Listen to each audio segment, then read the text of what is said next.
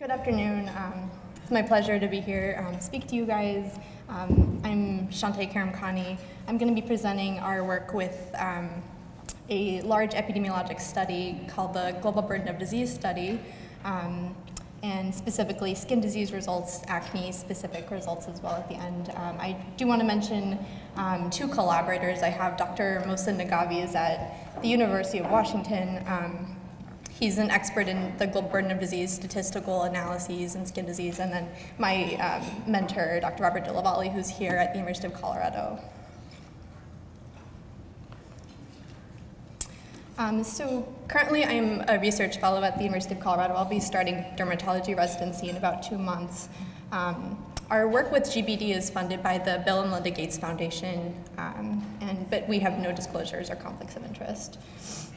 So we'll start kind of from my talk, give a brief background on the global burden of disease study, go into a very brief overview of the methodology, and then talk about skin disease results and talk a little bit about acne, and then some limitations of our work.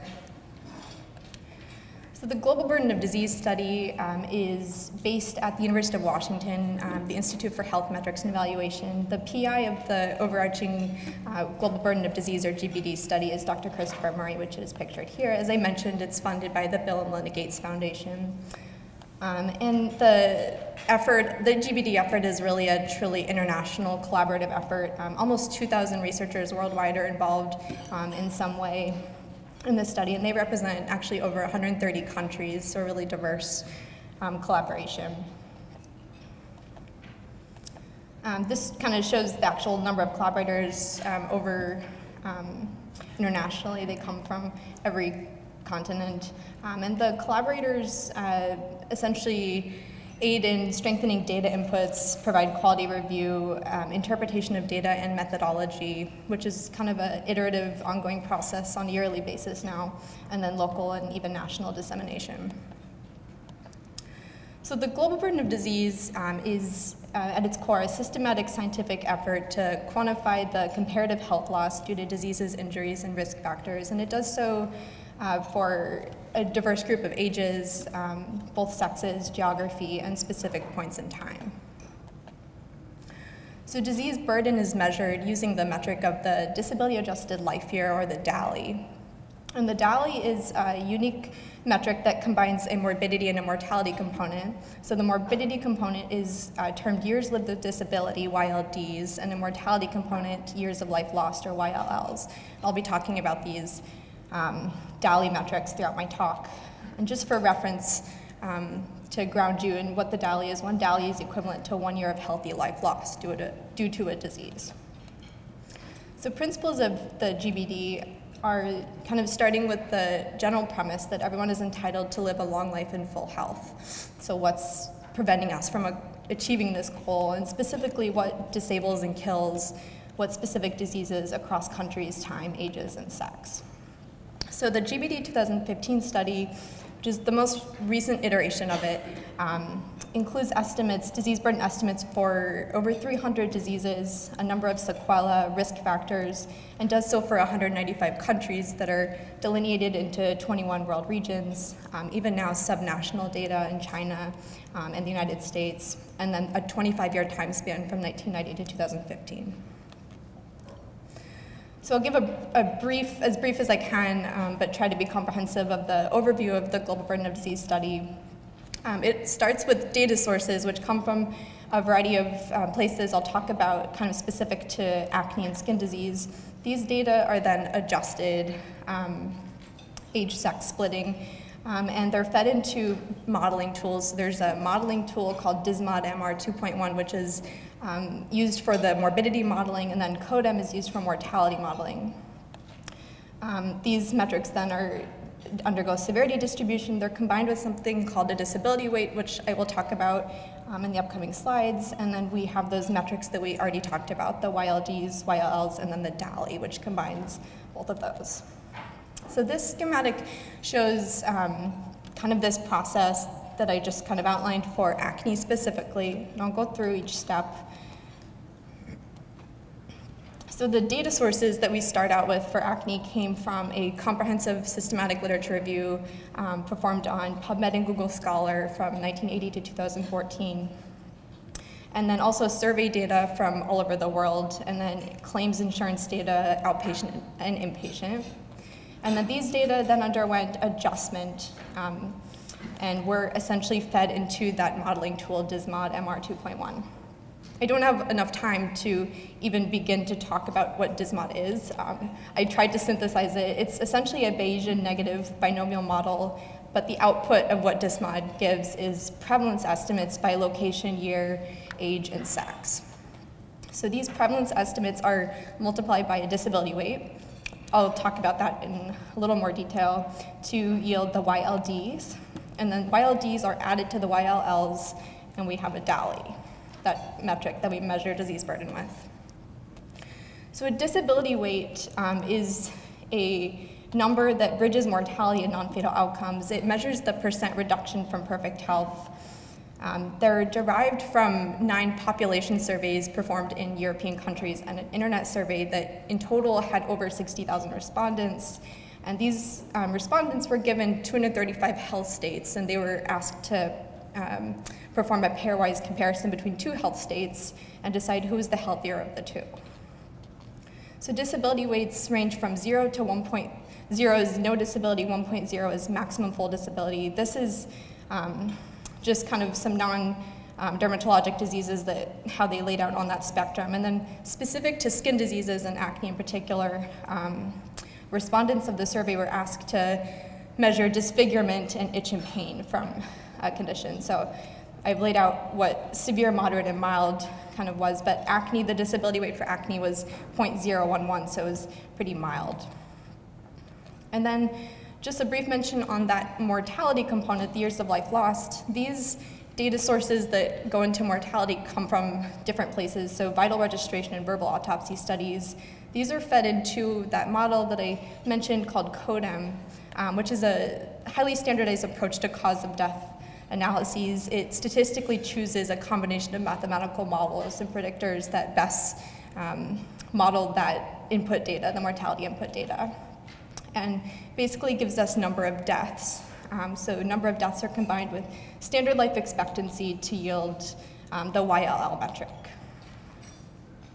So the skin diseases that GBD provides burden of disease metrics for are listed here: acne, alopecia areata, cellulitis, decubitus ulcer, dermatitis, which includes common varieties of eczema, atopic, seborrheic, and contact dermatitis, fungal skin diseases, which are the dermatophyte infections, squamous cell and basal cell carcinomas, pruritus, psoriasis, pyoderma, melanoma, scabies, urticaria, viral skin diseases, and then an other kind of catch-all group of other skin and subcutaneous diseases. These are all ICD code defined. That other category includes a lot of additional derm diseases. I've just listed a few here, but it's a pretty diverse group, and we just kind of get one estimate for that entire group. And then there were 6 skin diseases with mortality estimates, that YLL component that I mentioned, and these are listed here. So the results for skin disease, this is a square pie chart where the area of each rectangle or box kind of denotes the amount of burden that that particular disease imparts on total burden from all diseases. So I've just kind of outlined in red the skin diseases and the keratinocyte carcinomas and melanoma. But in total, these are responsible for about 2% of total global burden of disease. So here I have the skin conditions on the x-axis and then age-standardized DALY rate, so kind of age-standardizing the disease burden, and this is globally, so taking into consideration all countries in the world. So you can see dermatitis is kind of the number 1 cause of global burden from skin disease, followed by acne and psoriasis. The number above each bar denotes the median % change in the DALY rate from 1990 to 2015, so how much did the burden of that disease change? You can see none of the numbers are really large, but the largest was actually in pyoderma and cellulitis.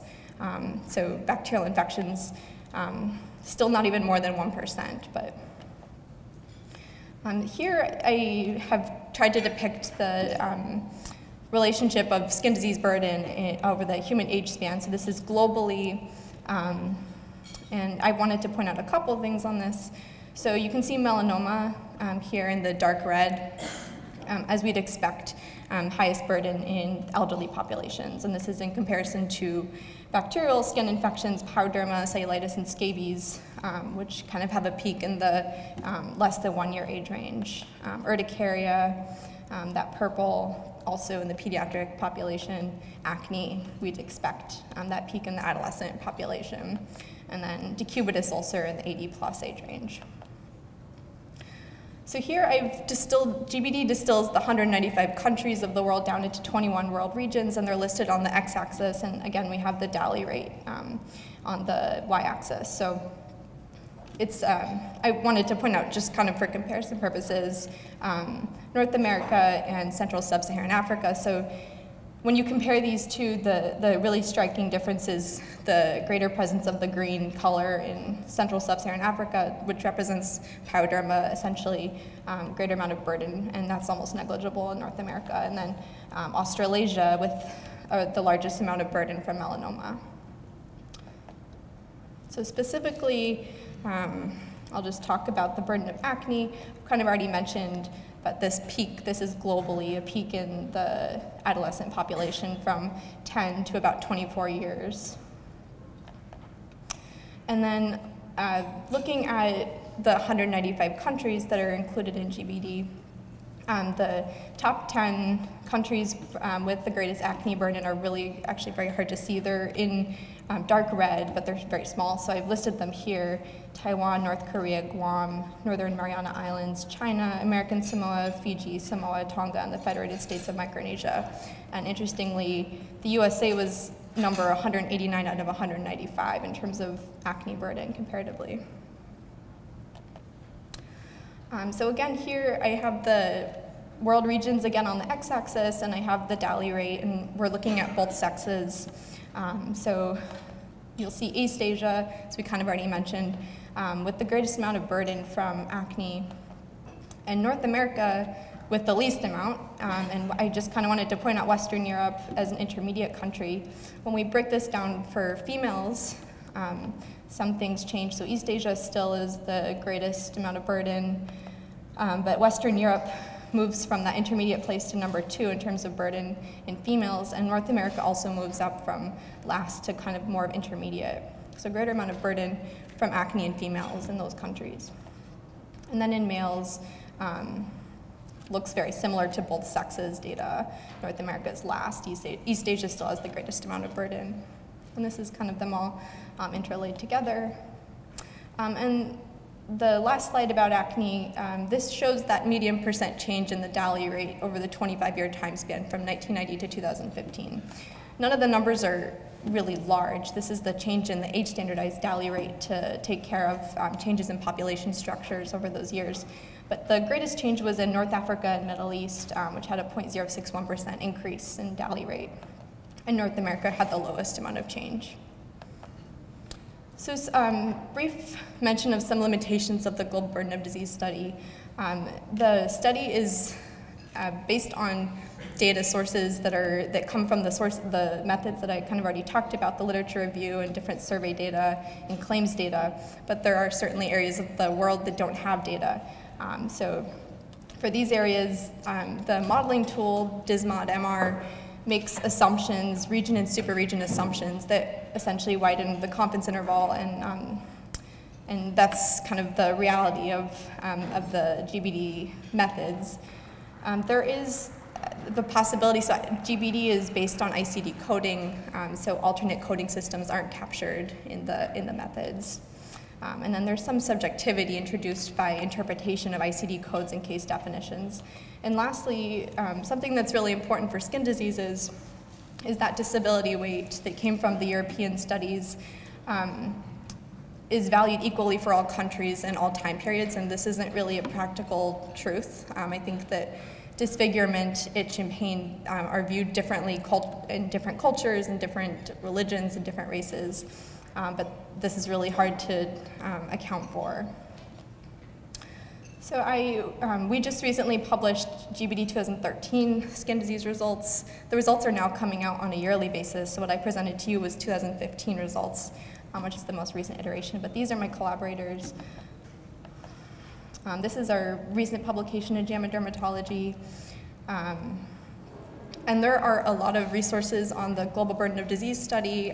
The study has tried to make all of their methodology as transparent as possible. This is kind of the capstone manuscript that was published in The Lancet. And I think that ends my talk. I welcome any questions now or afterward. Thank you very much. I think we have time for 2 questions, if anyone has a question. If you do, if you could come to the microphone, that would be great. I have one question. I was sort of struck by the differences between North America and Western Europe.